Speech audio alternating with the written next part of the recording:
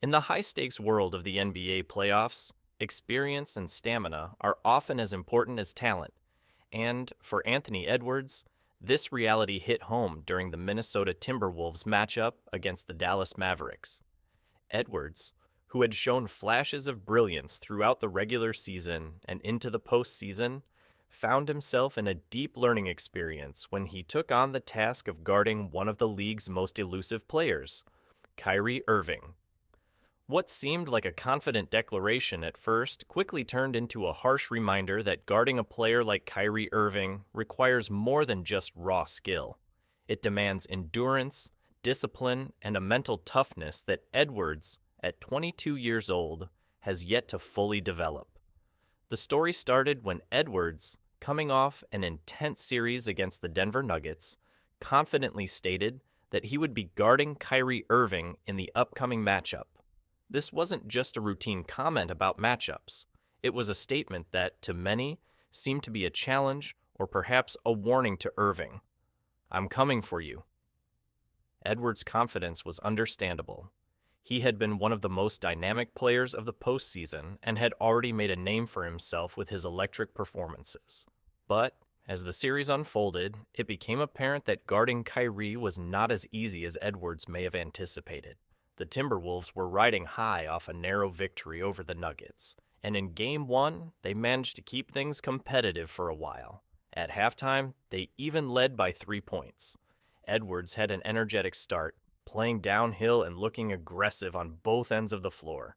At first glance, it appeared that Minnesota might actually have the upper hand. Edwards was even earning some comparisons to basketball legends like Michael Jordan, albeit prematurely. However, as the game went on, Edwards' fatigue began to show. Chasing Kyrie Irving for 24 minutes can wear anyone out. Irving is known for his ability to control the pace of a game, using his ball handling skills to lull defenders into a false sense of security before darting toward the basket with speed and precision. But it's not just Irving's offensive ability that makes him a tough matchup. It's his knack for wearing down defenders. His every move is deliberate, and he forces defenders like Edwards to expend a great deal of energy staying in front of him. The longer you try to contain Irving, the more exhausted you become, and that's exactly what Edwards experienced. As the game progressed, it was clear that Edwards was running out of gas. His decision-making became more erratic. Instead of driving to the basket, which is where he excels, Edwards began to settle for contested three-pointers, a shot that, while effective for him at times, isn't his primary strength. By the end of the game, Edwards finished with 11 rebounds and 8 assists. Decent numbers, but his shooting performance left much to be desired. He ended up 6 for 16 from the field, including an inefficient 5 for 12 from three-point range. For a player who has the potential to be an elite scorer, those numbers were underwhelming. In fact, what stood out the most was Edwards' shot selection. A full 75% of his attempts came from deep, a stark contrast to how he typically plays. Edwards is at his best when he's attacking the rim, drawing fouls, and creating open looks for his teammates. But in Game 1, he didn't do enough of that. It wasn't that he didn't want to.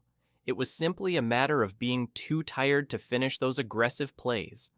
His legs were spent from chasing Irving around the court, and his fatigue made it hard for him to be effective. When Edwards is at his best, he's a force attacking the basket, forcing defenders to collapse around him, and opening up opportunities for teammates like Karl Anthony Towns. But in this game, Edwards didn't have the energy to make those plays. Instead, he kept launching threes, perhaps as a result of his tired legs not allowing him to finish at the rim. This kind of fatigue is understandable. Playing against a player like Kyrie Irving is a massive challenge, and Edwards hadn't experienced anything like it before. But that doesn't change the fact that it hurt the Timberwolves in the long run. Despite his struggles, Edwards wasn't the only Timberwolf facing difficulties. In Game 2, the Timberwolves blew an 18-point lead, and once again, the focus shifted to the struggles of their key players. Rudy Gobert, who was caught out on the perimeter guarding Luka Doncic and Kyrie Irving at times, faced relentless pressure. Though Gobert was criticized for his performance, much of the blame wasn't really his. He was left on an island, guarding two of the most dangerous players in the league. But the real issue was that Edwards, who was supposed to be the Timberwolves' primary offensive weapon, shot just 5 for 17, further illustrating the toll the series had taken on him. By the time Game 3 arrived, it was EVD dice.